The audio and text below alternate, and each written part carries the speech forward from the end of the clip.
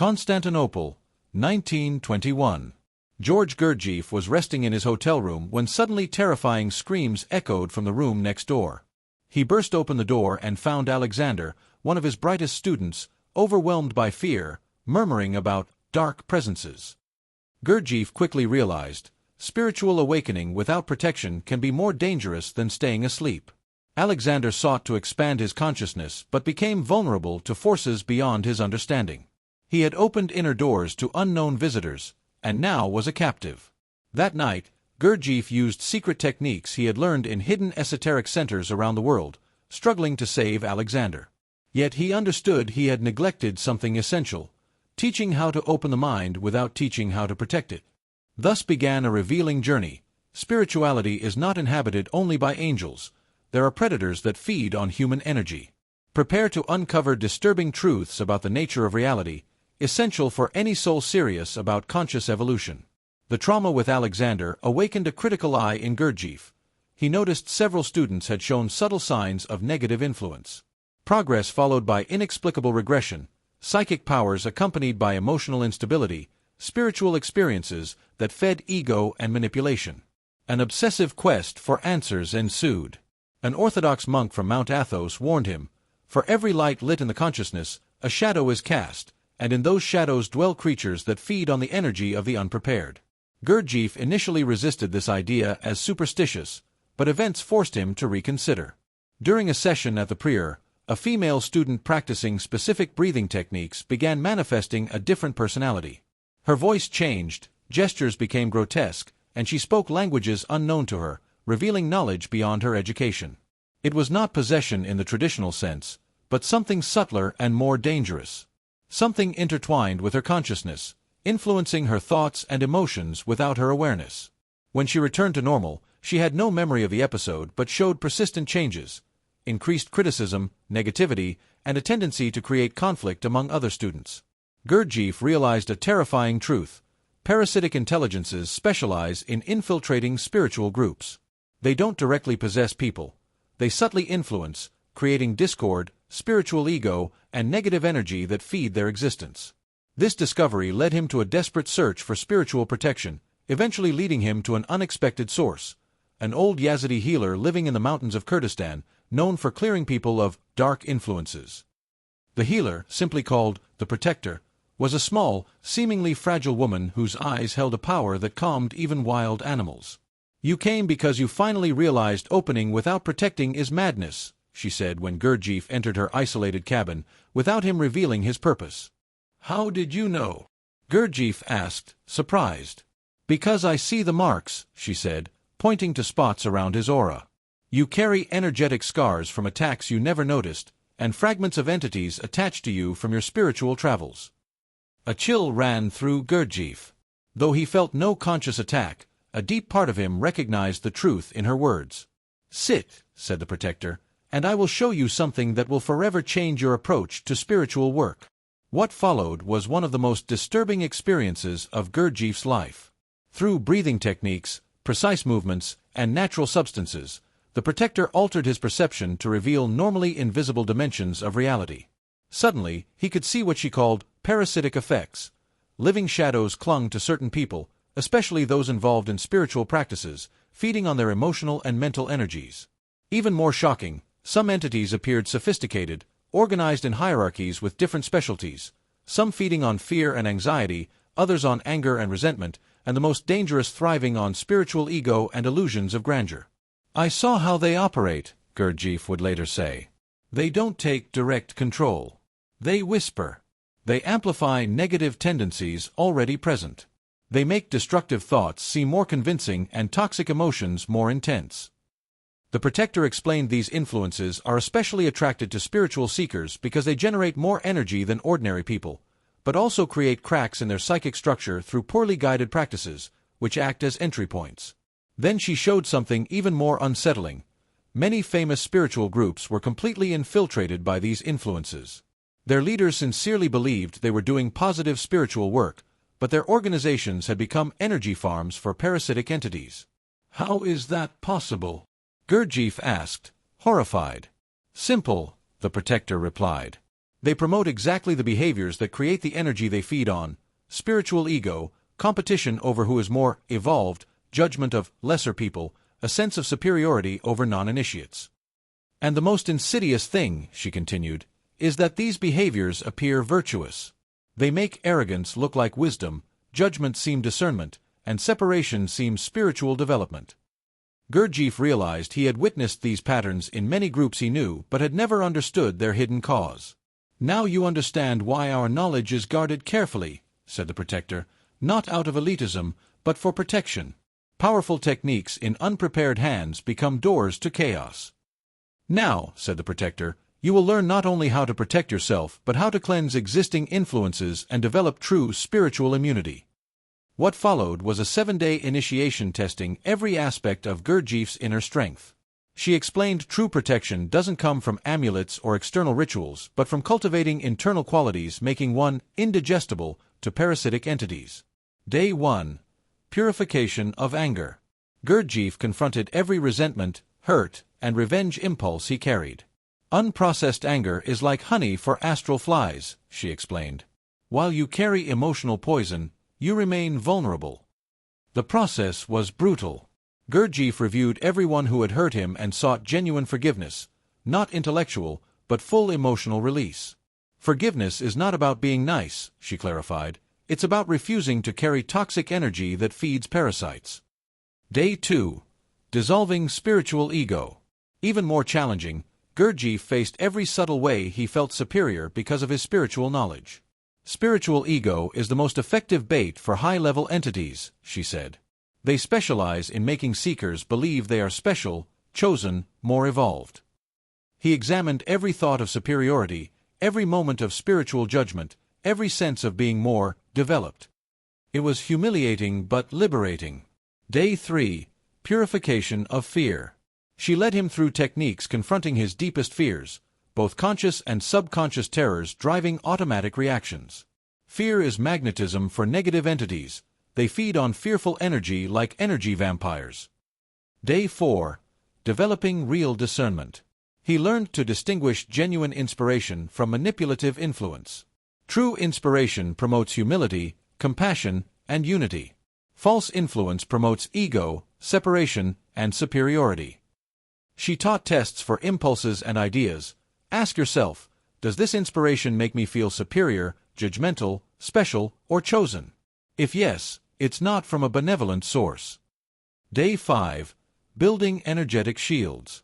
Unlike New Age visualizations of white light, her techniques centered on cultivating internal qualities. "Unconditional love," she said, "is kryptonite for negative entities. They can't approach someone radiating genuine impersonal love." The practice involved fostering compassion starting with oneself and extending even to those who had caused harm. True unconditional love makes you radioactive to astral parasites. Day 6. Cleaning existing influences. The most intense day. She used breathing, movement, sound, and focused intention to literally extract parasitic influences attached to Gurdjieff over the years. "I felt as if living things were being ripped from me," he described later. "It was physically painful but deeply liberating, like removing weights I didn't even know I carried." Day 7. Installing permanent protections. Final day focused on establishing defense systems working automatically. Real protection, the protector taught, must be embodied, not dependent on rituals you might forget. Techniques included programming the subconscious mind to recognize and repel negative influences while remaining open to genuinely benevolent ones. After 7 days, Gurdjieff was transformed, not only more protected but clearer, more centered, and genuinely compassionate. In the months that followed, Gurdjieff integrated this knowledge into his teachings. He realized he needed to transmit protections without instilling fear or paralysis. The challenge, he noted, was to teach protection without obsession, discernment without paranoia. He altered his exercises to include automatic protection elements. Instead of focusing only on expanding consciousness, he began with purification and protection. He discovered many issues previously seen as psychological resistance were actually signs of spiritual interference: students self-sabotaging, spiritually inflated egos, excessive criticism, manipulation, symptoms of parasitic influence. He developed subtle diagnostic tools identifying these influences. Spiritual progress increasing ego, not diminishing it. Psychic ability paired with emotional instability. Judging others as less evolved. Obsession with hierarchy and status. Energy draining others instead of nourishing. Excessive fascination with dark or dangerous occult aspects. Gurdjieff recounted a case of a man experienced in esoteric traditions, capable of astral projection and vivid visions. Wherever he went, conflict erupted, fights, factions, jealousy. The man unknowingly carried a sophisticated parasitic entity feeding on discord energy, influencing his thoughts and words to create emotional drama. Clearing took months. Gurdjieff helped him recognize the pattern and introduced purification techniques. The transformation was dramatic. The man became genuinely wise, harmonious, humble, nothing like his former, intellectually brilliant but troubled self. Gurdjieff also taught signs distinguishing positive from negative spiritual influences. Positive influences always promote humility and self-questioning. Increase compassion for all beings. Inspire selfless service. Create harmony and unity. Develop discernment without judgment. Negative influences always promote spiritual ego and superiority. Increase judgment and criticism. Inspire spiritual ambition and status-seeking. Create division and conflict. Develop arrogance disguised as wisdom. Back at the Prior, Gurdjieff established a full system of spiritual protection integral to all teachings. Recognizing that invisible dangers cannot simply be told, he taught direct experiential recognition and defense. One of his most effective methods was the group purification exercise, weekly sessions where students practiced clearing both personal and environmental negative influences. When the group was truly free of parasitic influences, he said, our work soared exponentially, like a fog lifting, revealing clarity and true connection. During these sessions, students noticed certain emotions they thought were their own were actually amplifications by external forces. One woman discovered her feelings of inadequacy came from an entity feeding on low self-esteem. Once repelled, her true confident nature shone. A man realized his obsession with being special spiritually was an entity inflating his ego. Freeing himself brought genuine humility and real wisdom.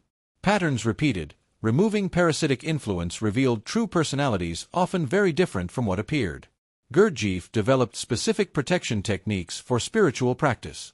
Before practice, purify through conscious breathing and movement. Set a clear, pure intention. Invoke protection through unconditional love. Create an internal shield by cultivating positive qualities. During practice, constantly monitor energy quality. Test any inspiration or guidance. Maintain humility and openness to correction. Reject any experience promoting ego or superiority. After practice, review for attitude or energy changes. Test if experience promotes genuine virtues. Share with others for external verification. Perform final cleansing to remove unwanted influence. A dramatic case involved students experimenting with mediumship, believing they contacted ascended masters. Gurdjieff saw their growing grandiosity, increased judgment, and conviction they were chosen. He identified classic parasitic manipulation masquerading as spiritual guidance, feeding ego and causing division. Using the protector's techniques, he led intensive cleansing revealing the master's messages were deceptive manipulations inflating egos and fracturing the group. Students were shocked but learned to distinguish genuine communication by newly developed criteria. Gurdjieff's final synthesis on spiritual protection revealed a fundamental truth. The best protection is not defensive, but transformative. When one develops genuine unconditional love, real compassion, and authentic humility, he said in closing lectures, one becomes naturally immune to parasitic influences, not by fighting, but by becoming an energy they cannot feed upon. This revolutionized his spiritual approach. Instead of focusing mainly on defense, he emphasized cultivating qualities that make protection unnecessary. Parasitic entities feed on toxic emotional energy. Anger, fear, ego, envy, resentment, superiority, judgment. Transform these energies into their positive counterparts: compassion, courage, humility, gratitude, forgiveness, unity, acceptance, and you cease producing the energy they need. The practical application is simple yet profound. Transform anger into compassion. Techniques to understand the suffering behind offense. Transform fear into courage, using fear as conscious fuel, not avoidance. Transform ego into humility, refusing to destroy or inflate ego, instead channeling it into genuine humility, acknowledging interconnection. You are not fighting negative influences, Gurdjieff explained. You become a person who naturally repels them through your own positive energy field. For modern life, he prescribed daily exercises anyone can practice. Morning purification, 5 minutes of conscious breathing to clear stagnant energy, reviewing resentments and judgments to transform into understanding, deliberately cultivating gratitude and unconditional love, setting intention to serve the greater good. Influence testing throughout the day, especially during spiritual practices. Assessing if experiences increase humility or arrogance, bring closer or separate from others, promote love or judgment, inspire service or selfishness. Nightly cleansing before sleep, reviewing the day for negative energy attachments, actively forgiving those who caused irritation, releasing superiority or judgment developed, expressing gratitude even for challenges. The fundamental principle, he concluded, is that you become what you consistently focus on. Cultivate qualities feeding negative influences and you draw them. Cultivate qualities feeding positive influences and you become a magnet for benevolent forces. Remember, his final words, real spiritual protection isn't building walls, it's becoming a person who lives in a realm where walls aren't needed. It's transforming into a source of light so bright that shadows cannot exist in your presence.